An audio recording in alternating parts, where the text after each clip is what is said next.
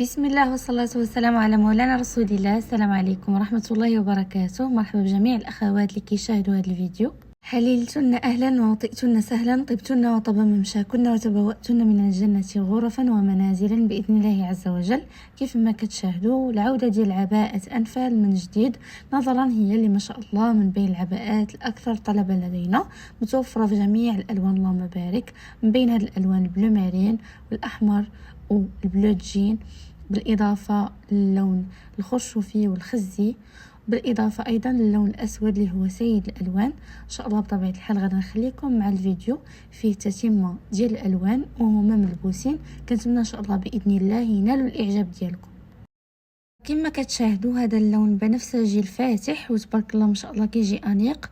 كيف ما كتعرفوا البنات دائما العباءات اللي كيكون الثمن ديالهم 250 درهم كنخليهم لكم مع الطرح ديالهم سواء متر ونص على متر ونص مزوقين او لا سامبل كيبقاو ب 280 درهم.